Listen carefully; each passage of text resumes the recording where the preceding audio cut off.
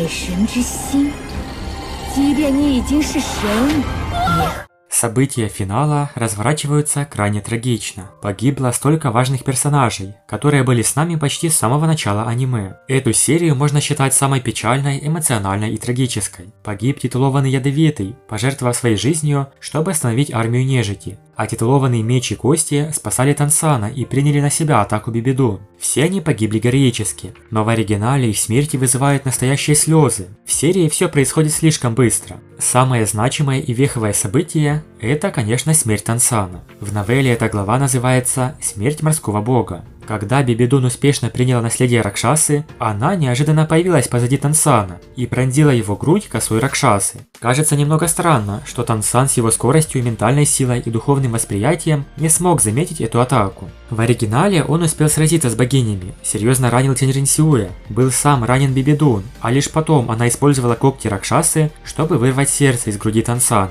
Это не было столь быстро и неожиданно. Между ними развязалась настоящая жаркая битва, в ходе которой каждый использовал самые сильные божественные навыки. Например, Тансан взорвал все свои 10 колец. Это была легендарная сцена. Вокруг Тансана 10 духовных колец, включая кольца божественного уровня, детонировали в одно мгновение. Он фактически использовал взрыв колец Великого Молота Сумеру на уровне бога. Вокруг Тансана сила морского бога взорвалась как вулкан, когда одновременно 10 колец разлетелись на осколки. Все тело Тансана, включая одеяние морского бога, превратилось в странный желтый кристалл, из которого внезапно вырвался столб света, направленный прямо на богиню ангела. Тяньринсюэ потеряла сознание и упала на руки Бибидун. На самом деле Тансан в одиночку противостоял двум богиням, и он почти победил.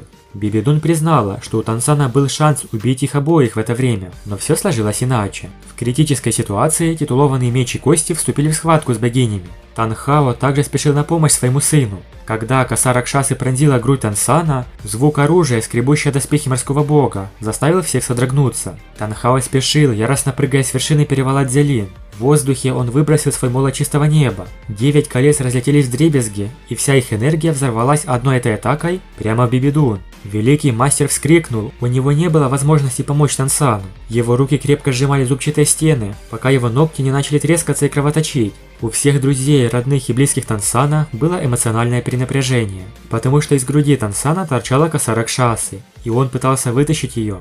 Из перевала Дзялин вылетел гигантский костяной дракон. Это была 9-я духовная способность титулованного Гурона. На его спине стоял Чинсинь. С вершины стен вырвалось сияние. Нин Фэнджи поддерживал их изо всех сил. У них была только одна цель – вырвать Тансана из рук Бибидун. Сначала Бибидун отбросила молот Сумеру Танхао. От удара выражение ее лица слегка изменилось. Очевидно, она не думала, что атака Танхао действительно может вспыхнуть с такой силой. Его полная сила уже была бесконечно близка к богу. Наряду с атакой Танхао, божественное чувство Бибидун на мгновение дрогнуло, и Тансан воспользовался этой возможностью, чтобы вытащить косу Ракшасу из своей груди с дождем золотой крови. В этот момент Бибидун резко взорвала свое оружие, которое превратилось в 9 серпов и разорвалось перед Тансаном. Его руки были разорваны этими 9 клинками, и даже доспехи морского бога превратились в осколки, которые разлетелись во все стороны. Его духовная сила была истощена и не могла противостоять атаке Бибидун. Гигантский меч заполнил небо. Единение меча титулованного Чинсиня, прыгнув со спины костяного дракона прямо на Бибидун. Этот удар мечом стал вершиной его жизни. Гигантское тело костяного дракона еще сильнее атаковало Бибидун. Каждая кость излучала мертвенно-бледный свет. Эти два старейшины секты Семи Сокровищ вкладывали всю свою духовную силу и жизненную силу в эту единственную атаку. Они оба понимали, что если Тансан погибнет от рук Бибидун, то весь континент ждет катастрофа. Из последних сил Тансан сконденсировал 2 луча энергии, что попали прямо в Бибидун. Она внутренне вскрикнула, потому что явно не ожидала такого от раненого Тансана. В этот момент 9 злых серпов Ракшасы встретились с титулованным мечом и костяным драконом. Оба столкновения произошли практически одновременно.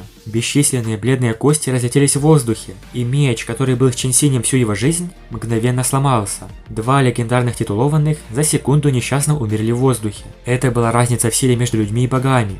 На перевале Дзялин смертельно бледная Сяву только что достигла вершины стены, вместе с Нинранрон и Оскаром. Смерти Мечника и Костяного Дракона не были напрасными. Они отвлекли Бибидун и дали Тансану шанс. Но потом, с раной в груди, не в силах увернуться от Бибидун, Тансан погиб, лишившись сердца. Пурпурный туман покрыл вершину перевала. Император Сюэбэн, Танхао и Великий Мастер были сбиты с толку. Никто не заметил, как глава клана Семи Сокровищ, Нин Фэнджи, который в мгновение стал на 10 лет старше, остановился у горного перевала. Хотя он не мог собрать их полностью, он все же хотел собрать разбросанные тела Чэньсиня и Гурона. «Бро, как же так? Почему ты меня оставил? Ты не можешь умереть, не можешь умереть!» Сяо Ву плакала, пока ее голос не стал хриплым. Но Тансан не мог ответить ей в этот момент. «Бро, ты обещал мне, ты обещал жениться на мне, ты обещал устроить для нас самую большую свадьбу. Твое обещание не выполнено. Как ты мог так умереть? Пожалуйста, проснись. Неважно, сколько мне придется заплатить. Пока ты можешь проснуться, я готова это сделать». Даже у такого человека, как Оскар, по лицу текли слезы.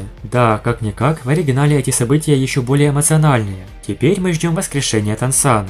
Интересно, что в последних 3 сериях финала сменились режиссеры. Все заметили, что эти финальные серии были сняты не так, как предыдущие эпизоды аниме. Фанаты сообщили, что оригинальная производственная группа сейчас работает над Боевым континентом 2. Это, конечно, многое объясняет, но жаль, что они не закончили эту часть. Большое спасибо за просмотр. Напишите в комментариях, как на вас повлияла смерть Тансана и все смерти героев, и ждете ли вы воскрешения Тансана. Подписывайтесь на канал и всем пока.